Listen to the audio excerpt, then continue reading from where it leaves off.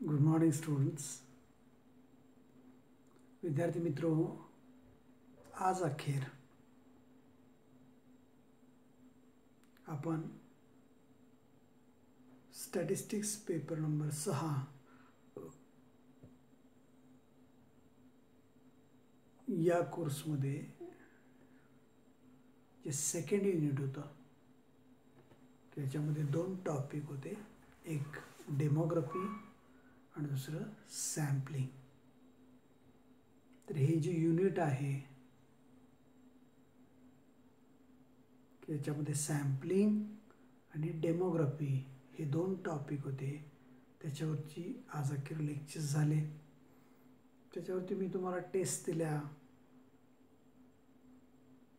सिलेबसमध्ये जेवढा कंटेंट आहे तो सगळा कंटेंट आपण त्या लेक्चर्समध्ये कव्हर करायचा प्रयत्न केला. जेवढे लेक्चर्स त्या टॉपिकसाठी घेणं आवश्यक होतं त्यापेक्षा माझ्या माहितीप्रमाणे 2 किंवा 3 लेक्चर्स जास्तच झाले असतील. हे दोन्ही टॉपिक अर्थात ऑनलाईन लेक्चर्स घेत असताना काही लिमिटेशन्स आहेत, मला आहेत, समजावून घेताना तुम्हाला आहेत, याच्या आपल्या सर्वांना कल्पना आहे. वेळोवेळी तुम्हाला मी त्याबद्दल सांगितले सुद्धा की तुम्हाला ज्या काही शंका आहेत त्या तुम्ही कम्युनिकेट करा. तुम्ही करत असता त्याचा मला आनंद आहे. आता आजपासून पुढं जे लेक्चर्स असणार आहेत त्याच्यामध्ये युनिट नंबर 1 पेपर नंबर 6 मध्येच जे युनिट नंबर 1 आहे त्याच्यात दोन टॉपिक आहेत, एक मल्टिपल रिग्रेशन आणि दुसरं multiple correlation and partial correlation. तर हे युनिट आपण सुरू करणार आहोत.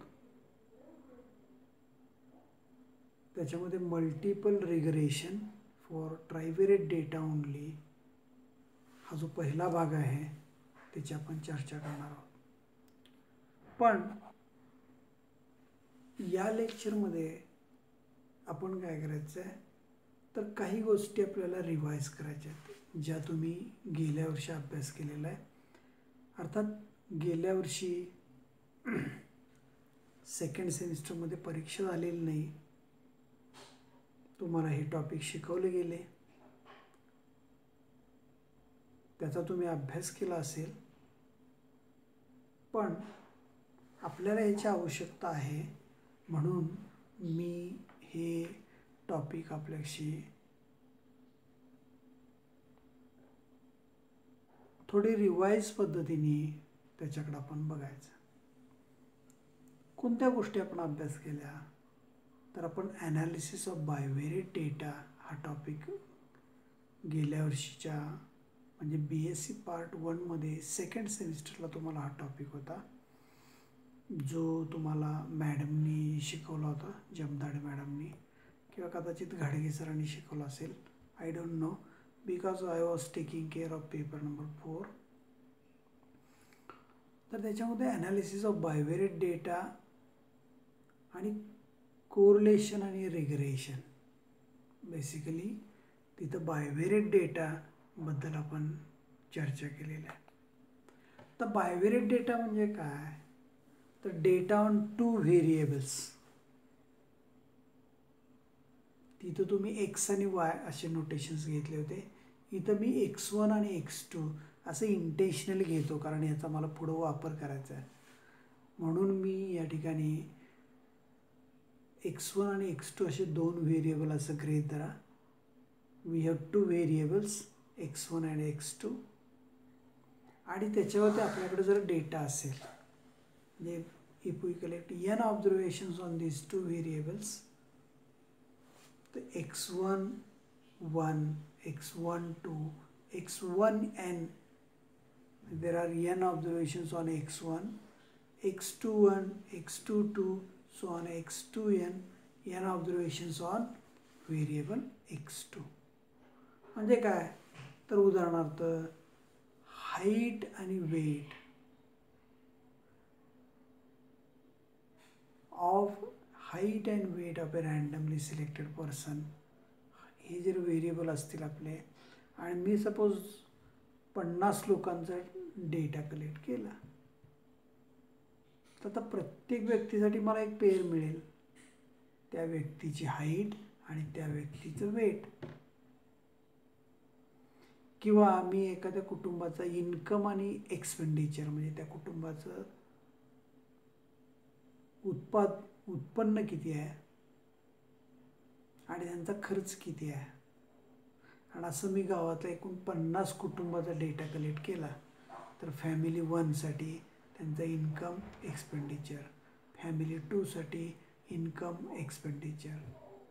किंवा आपण data on rainfall and production of a crop, म्हणजे सलग मी 10 वर्षाचा पावसांचा डेटा, पाऊस किती पडला आणि त्या वर्षी विशिष्ट पिकाचं उत्पादन काय झालं, असा डेटा घेतला तर एकूण 10 वर्षाच्या 10 रेनफॉलच्या फिगर आणि 10 प्रोडक्शनच्या फिगर मला मिळू शकतील. अशा डेटाला म्हणतो आपण बायव्हेरिएट डेटा, कारण 2 व्हेरिएबलवरती तो डेटा आपण कलेक्ट केलेला आहे. आता what is my interest? Basically हे जे 2 व्हेरिएबल्स आपण अभ्यासासाठी घेतो त्याला आपल्या डोक्यामध्ये असं आहे किंवा आपलं एक हायपोथिसिस असं आहे किंवा आपला ऑब्झर्वेशन किंवा आपला एक्सपिरियन्स आपल्याला असं सांगतो की या 2 व्हेरिएबलमध्ये काहीतरी संबंध असण्याची शक्यता आहे. जसं की व्यक्तीची वजन आणि उंची या दोघांच्यामध्ये रिलेशन आहे, इन्कम आणि एक्सपेंडिचर ह्याच्यामध्ये रिलेशन असते एखाद्या कुटुंबाच्या, किंवा रेनफॉल आणि प्रोडक्शन पावसाचं प्रमाण आणि उत्पन्न याच्यामध्ये संबंध असायला हवा आणि तो असतोय. सो बेसिकली दिस 2 व्हेरिएबल्स आर डिपेंडंट व्हेरिएबल्स. आहेत का? नसतील तर त्यांचा एकत्रित अभ्यास करायचं काही कारण नाही आहे. बरोबर आहे. ज्या व्हेरिएबल्सचा एकमेकांशी संबंध आहे त्यांचाच आपण अभ्यास करणार. म्हणून पहिली स्टेप काय, आपण कशाचा विचार करतो? What is the first step? We try to find out whether these 2 variables are related with each other or not. त्याचा अभ्यास करण्यासाठी आपण पाहिलं correlation. So correlation it is the study of existence, म्हणजे रिलेशनशिप आहे का, आणि असेल तर त्याचं मॅग्निट्यूड काय आणि डायरेक्शन काय. मॅग्निट्यूड आपण पाहिलं की -1 to +1 अशी कोरिलेशनची व्हॅल्यू असते. डायरेक्शन म्हणजे तो निगेटिव्ह आहे का पॉझिटिव्ह आहे. तर मग हा जो कोरिलेशन आपण कॅल्क्युलेट करतोय त्या 2 व्हेरिएबलमधलं जे लिनियर कोरिलेशन आहे त्याचं मोजमाप करण्यासाठी कोरिलेशन कोएफिशियंट आपण वापरतो. त्याला आपण Karl Pearson's coefficient of correlation, आणि तो व्हेरिएबल x1 आणि x2 या 2 व्हेरिएबलमधला कोरिलेशन आपल्याला कसं डिफाईन करता येतोय, तर it is R12 is equal to covariance between x1 x2 divided by σ1 σ2. त्याच्या डेफिनेशन्स तुम्हाला झालेल्या आहेत. नसतील तुमच्या लक्षात येत तर जस्ट रिवाइज करा तुमच्या नोट्स.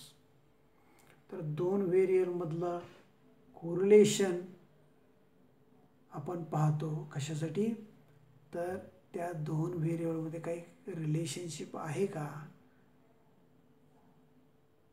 असेल तर त्याचं मॅग्निट्यूड काय आहे आणि त्याची डायरेक्शन काय. ओके. आता once we confirm that these 2 variables are related, म्हणजे व्यक्तीचं वजन आणि त्याची उंची या दोघांचा एकमेकांशी संबंध असतो आणि तो असायला हवा, असं एकदा का आपल्याला कन्फर्म झालं तर पुढचा आपला प्रश्न काय असतो, तर तो संबंध कसा असायला हवा. What should be that relationship, किंवा what is that relationship exact. मग त्यासाठी आपण कशाचा अभ्यास करतोय, regression. So regression, it is the study of relationship between two variables when they are correlated. ते जर कोरिलेटेड असतील तरच आपण रिग्रेशनचा विचार करणार ना. ज्यांचा एकमेकाशी संबंध नाही आहे त्याच्यामध्ये रिलेशनशिप शोधणारच नाही, because it is a nonsense thing.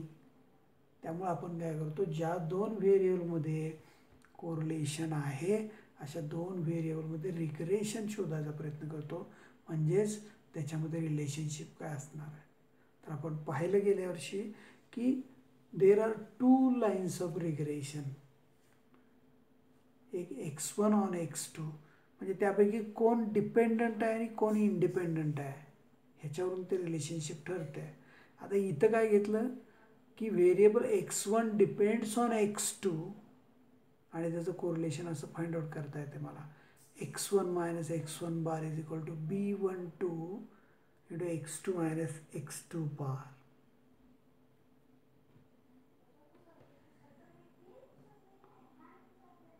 हे अशा प्रकारचं रिलेशनशिप तुम्ही गेल्या वर्षी अभ्यास केलेला आहे,